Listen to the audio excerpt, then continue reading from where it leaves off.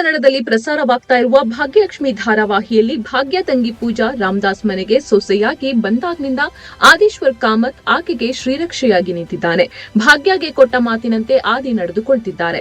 ಇದೀಗ ಜ್ವರದಿಂದ ಸಂಪೂರ್ಣ ಹುಷಾರಾಗಿರುವ ಪೂಜಾ ಹುಟ್ಟುಹಬ್ಬದ ಸಂಭ್ರಮದಲ್ಲಿದ್ದಾಳೆ. ಆದೀಶ್ವರ್ ಹಾಗೂ ಕಿಶನ್ ಪೂಜಾ ಬರ್ತ್ಡೇಯನ್ನು ಮನೆಯಲ್ಲಿ ಗ್ರ್ಯಾಂಡ್ ಆಗಿ ಆಚರಣೆ ಮಾಡೋದಕ್ಕೆ ಸರ್ಪ್ರೈಸ್ ನೀಡೋದಕ್ಕೆ ಮುಂದಾಗಿದ್ದಾರೆ. ಆದ್ರೆ ಈ ಹುಟ್ಟುಹಬ್ಬದ ಆಚರಣೆಗೆ ನಮ್ಮ ಮನೆಯಿಂದ ಯಾರು ಬರಲ್ಲ ಅಂತ ಭಾಗ್ಯ ಹೇಳಿದ್ದಾಳೆ. ಮೀನಾಕ್ಷಿ ಕನ್ನಿಕಾ ಪೂಜಾಳ ಕೈಯಿಂದ ಇಲ್ಲ ಸಲ್ಲದ ಕೆಲಸ ಮಾಡಿಸಿದ್ರು. ಇದರಿಂದ ಆಕೆಗೆ ವಿಪರೀತ ಜ್ವರ ಬಂತು.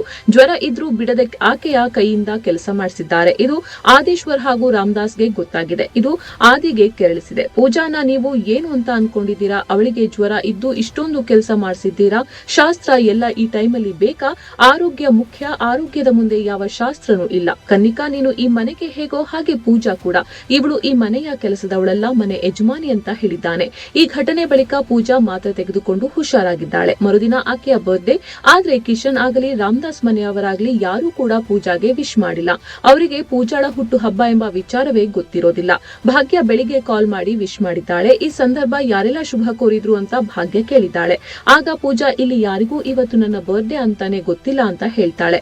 ಇದನ್ನು ಆದೀಶ್ವರ್ ಕೇಳಿಸಿಕೊಂಡಿದ್ದಾನೆ.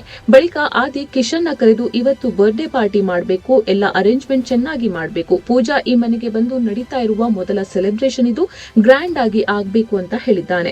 ಬಳಿಕ ಆದಿ ಭಾಗ್ಯಳ ಮನೆಯವರನ್ನು ಕರೆಯೋದಕ್ಕೆ ಕಾಲ್ ಮಾಡಿದ್ದಾನೆ. ಮೊದಲಿಗೆ ಕಾಲ್ ಕುಸುಮ ಮಾಡಿದ್ದಾರೆ. ಇವತ್ತು ಪೂಜಾ ಬರ್ತ್ಡೇ ಅಲ್ವಾ, ಸಂಜೆ ಒಂದು ಸೆಲೆಬ್ರೇಷನ್ ಇಟ್ಕೊಂಡಿದ್ದೇವೆ, ನೀವೆಲ್ಲ ಬರ್ಬೇಕು ಅಂತ ಹೇಳಿದ್ದಾನೆ. ಅದಕ್ಕೆ ಕುಸುಮ ಅದಕ್ಕೇನಂತೆ ಬರೋಣ ಅಂತ ಹೇಳಿದ್ದಾರೆ. ಆದ್ರೆ ತಕ್ಷಣ ಫೋನ್ ತೆಗೆದುಕೊಂಡ ಭಾಗ್ಯ, ಆದಿ ಅವರೇ, ನಾನು ಹೀಗೆ ಹೇಳ್ತಾ ಇದ್ದೀನಿ ಅಂತ ತಪ್ಪು ತಿಳ್ಕೋಬೇಡಿ.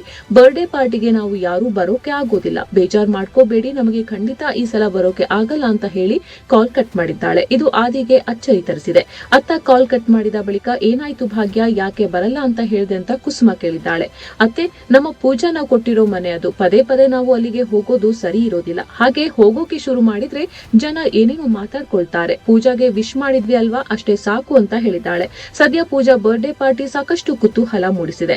ಅಕ್ಕ ಬರೆದಿದ್ರೆ ಪೂಜಾ ಕೇಕ್ ಕಟ್ ಮಾಡ್ತಾಳಾ ಅಥವಾ ಈ ಸೆಲೆಬ್ರೇಷನ್ ಹಾಳು ಮಾಡಲು ಕನ್ನಿಕಾ ಮೀನಾಕ್ಷಿ ಏನ್ ಮಾಡ್ತಾರೆ ಅನ್ನೋದನ್ನ ಕಾದು ನೋಡ್ಬೇಕಿದೆ. ವಿಶ್ವವಾಣಿ ಟಿವಿ ಸ್ಪೆಷಲ್ ನಿಮ್ಮ ಕುಟುಂಬಕ್ಕೊಂದು ಪರಿಪೂರ್ಣ YouTube channel. Interesting and informative ವಿಡಿಯೋಗಳನ್ನು ಮಿಸ್ ಮಾಡ್ಕೋಬೇಡಿ. ಈಗಲೇ ಸಬ್ಸ್ಕ್ರೈಬ್ ಮಾಡಿ.